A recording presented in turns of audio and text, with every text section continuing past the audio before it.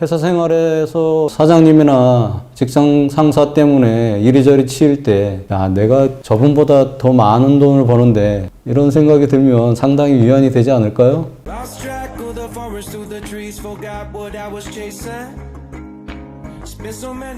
반갑습니다. 공매화재 권수장입니다. 토지적금 동영상을 보시고 많은 분들이 소액투자 관련한 문의들을 주셨어요. 그래서 소액투자에 관심이 있는 분들이 상당히 많구나 다시 한번 깨닫는 계기가 됐고요. 오늘은 셀러리맨들이 가장 소망하는, 누구나 한 번쯤 꿈꿔봤던 월급의 수익 실전 사례 4천만 원을 3개월 만에 월세 90만 원 만든 공매투자 설명드리고자 합니다. 한번 가보겠습니다.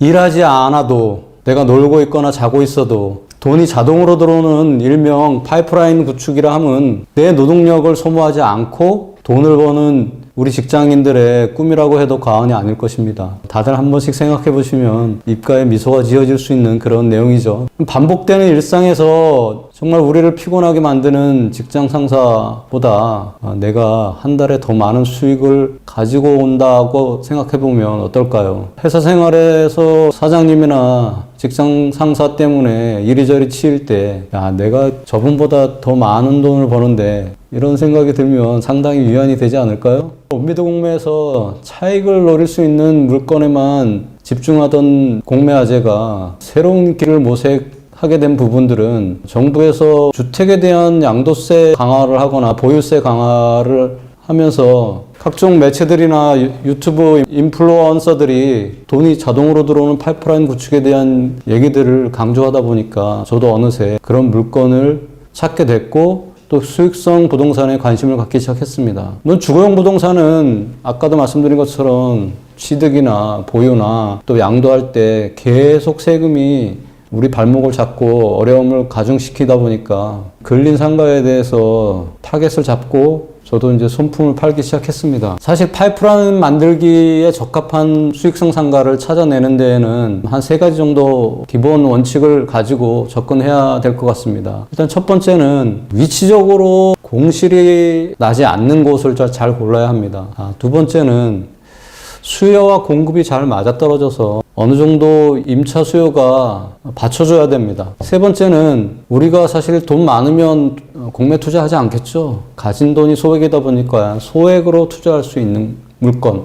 저도 이 3가지 정도의 기준을 가지고 상가를 찾아내야만 했습니다. 이렇게 손품을 팔던 와중에 이 3가지 삼박자가 맞아떨어지는 물건을 포착했습니다. 바로 경기도 용인시에 있는 물건이었는데요. 이 물건은 강남대역에서 10분 거리 이내에 있었고, 또 강남대 정문 앞에 대로변에 있는 근린상가 9층에 있는 사무실 용도의 물건이었습니다. 저는 현장 구설을 할 때 주로 승용차를 이용하지 않고 대중교통을 이용해서 가는 게 제 원칙입니다, 기본적으로. 왜냐하면 주변의 교통 상황이라든가 가면서 보는 많은 것들이 투자에 도움이 됩니다. 그리고 그렇게 해야만 그 물건에 임차인으로 오는 사람이라든가 아니면 거기를 다니는 사람들의 심리도 파악을 할 수가 있고, 임차인으로 들어오실 분에 대한 입장에 서서 물건을 먼저 바라볼 수가 있습니다.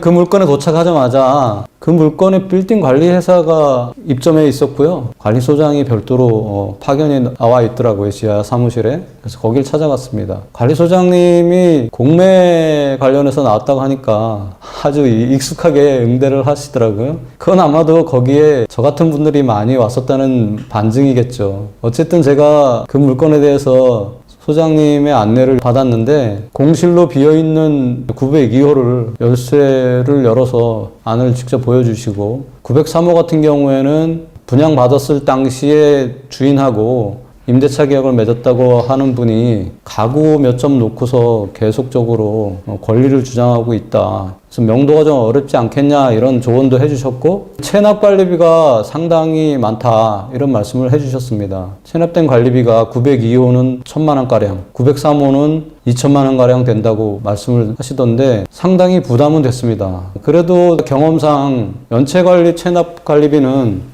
공용 부분과 전용 부분 합쳐서 안내하는 경우랑 그동안에 연체된 관리비에 대한 연체 이자율을 상당히 고율로 적용해서 말씀을 하시는 게 주로 대부분이었기 때문에 1,000만 원, 2,000만 원, 그러면 그 중에 한 절반 정도는 정리할 수 있겠다 하는 어떤 자신감도 좀 있었습니다. 그리고 제가 903호를 점유하고 계신 분에 대한 대화를 통해서 명도를 할 수 있으리라는 확신 같은 게 들었습니다. 물론 뭐 이사비에 대한 부분들도 있겠지만 그런 것 때문에 주저할 거는 없다 이런 판단이 들었습니다. 그리고 제가 한 가지 더 얻어낸 정보는 제가 목표로 했던 902호, 903호 말고 904호가 존재하는데 이 904호는 그 빌딩 관리 회사가 지난달에 경매로 낙찰받았다는 사실을 알아냈습니다. 그리고 그 904호의 점유자도 903호의 점유자하고 동일한 분이라는 것도 알아냈고요. 명도를 위해서 이 회사는 명도 소송을 진행을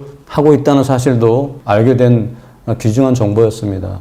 동일한 사람에 대한 명도가 904호에 있어서 지금 진행되고 있다는 것은 저에게 자신감을 좀 불어넣어줬던 것 같습니다. 제가 인근 공유중개사 사무실을 또 찾아가서 한번 현황을 물어봤습니다. 그랬더니 이 공매권을 잘 알고 있는 듯 했습니다. 낙찰만 받으면 임차인 구하는 것은 걱정하지 말라는 말씀도 덧붙여 해주셨고요. 이 물건이 분양 후에 한 번도 임대차 계약이 된 적이 없다는 사실도 공유중개사의 입을 통해서 듣게 됐습니다. 그렇지만 점유하고 있는 분의 명도라든가 체납관리비 이 부분만 말끔히 해결된다 그러면 문제없이 임대차 계약을 할 수 있겠다 이런 부분들을 안내를 받을 수 있었습니다. 그 임장을 마치고 나서 바로 입찰하기로 마음을 먹었습니다. 결과적으로는 902호, 903호 동시에 낙찰을 받았고요. 902호는 공실 상태였기 때문에 저 포함해서 2명이 입찰을 했고 903호는 저 혼자 단독 입찰을 해서 낙찰을 받았습니다. 어쨌든 두 건 다 절반에 가까운 가격으로 낙찰받는데 성공을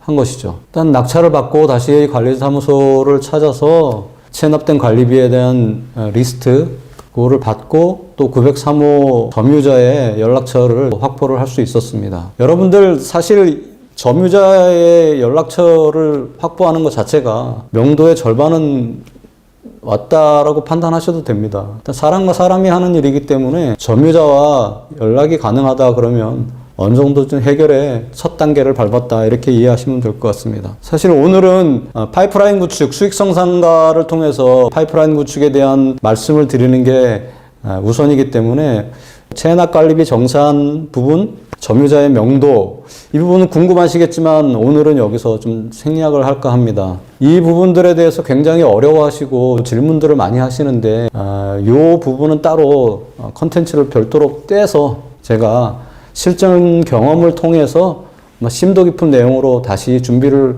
하겠습니다. 이 부분은 여러분들께서 기대하셔도 좋습니다. 전 다시 돌아가서 어쨌든 입찰에서 명도까지의 과정은 한 2달 정도 만에 완료를 했고요. 이전에 임장 왔을 때 들렸던 부동산을 통해서 매물로 올렸습니다. 공인중개사님께서 아주 반가워하시고 기쁘게 맞아주시더라고요. 그분을 통해서 두 건을 매물로 내놓고 2주 만에 진짜 번개같이 임대차 계약을 마무리 지을 수 있었습니다. 공인중개사님이 임장 때 저한테 공언하셨던 거는 아마도 임차 수요가 있었던 거죠. 있었던 건데 저한테 그 부분은 말씀을 안 하셨던 것 같아요. 어쨌든 2주 만에 두 건을 다 깨끗하게 임대차 계약을 마무리 지어서 여러분들이 가장 궁금해하실 투자 대비 수익성 궁금하시죠? 그 부분 한번 풀어보도록 하겠습니다. 화면을 한번 봐주시고요. 902호를 한번 보시면 최종 낙찰가가 5,010만 원입니다. 대출을 80%를 받았고요.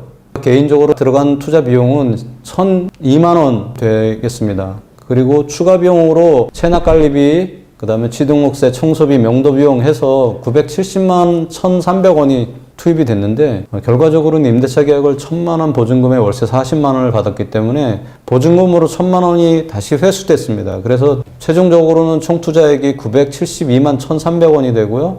월 수익은 대출이자를 제하고 29만 8,798원. 자기 자본 대비 투자 수익률은 36.88%로 보시면 되겠습니다. 사실 3% 수익 그것도 대단한데 사실 한 5% 정도 수익이 난다고 해도 적정 수익이라고 볼 수 있는데 36%라고 하면 사실 엄청난 수익을 낼 수 있었던 거죠. 공매 투자가 아니고서는 이런 결과를 내기가 좀처럼 어렵죠. 자, 903호 903호는 8,600만 원의 낙찰을 받았고요. 1,720만 원 자금을 투입했고 대출은 80% 받았습니다. 그리고 임대차는 1,000에 80만 원, 추가 비용이 1,900만 원 정도 들어갔는데 총 투자액은 보증금 1,000만 원을 제하고 나면 2,630만 원 정도 총 투자가 됐고 연수익이 750만 원 정도 수익이 나는 걸로 볼 수가 있습니다. 자기자본 투자 수익률은 28.55% 정도 나왔습니다. 903호가 투자 수익률이 조금 떨어지는 거는 그 점유자의 명도 비용이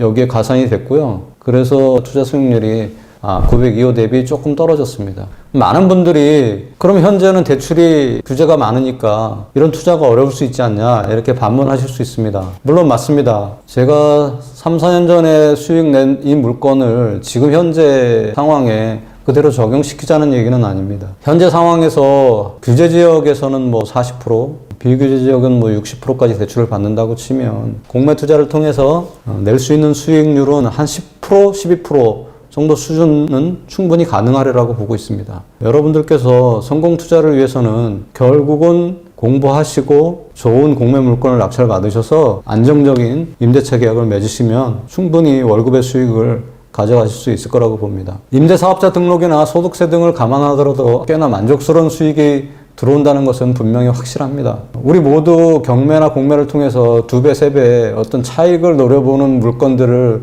찾고 계시지는 않습니까? 그렇지만 약간 시선을 돌려서 파이프라인 구축의 일환으로 월세를 따박따박 받을 수 있는 이런 수익성상가의 투자, 우리 샐러리맨들에게는 최적의 투자 방법이라고 생각합니다. 직장인이라면 틈새 시간을 이용해서 물건 찾고 주말을 이용해서 임장하고 온라인으로 입찰 성공해서 낙찰 받아서 또 주말에 임대차 계약을 하시기 위해서 부동산을 방문하시거나 하는 방법들을 사용하시면 충분히 직장인도 공매 투자가 가능하시고 월급의 수익을 창출하실 수 있습니다. 아까도 말씀드렸지만 우리를 힘들게 하고 잔소리에서 벗어나지 못하도록 하시는 상사들을 우리가 웃으면서 넘길 수 있는 가장 좋은 방법은 뭘까요? 월급 말고도 수익이 계속적으로 내 호주머니로 들어오게 시스템을 만들었다. 그렇다 그러면 여러분들이 그런 시간에 어떤 아픔을 느끼거나 스트레스를 받거나 이러진 않으실 거예요. 웃으면서 여유 있게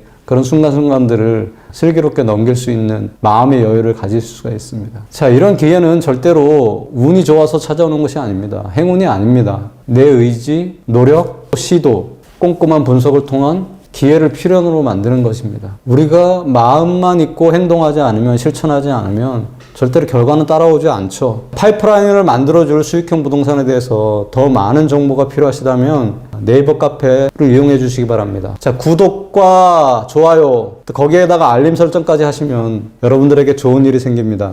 감사합니다.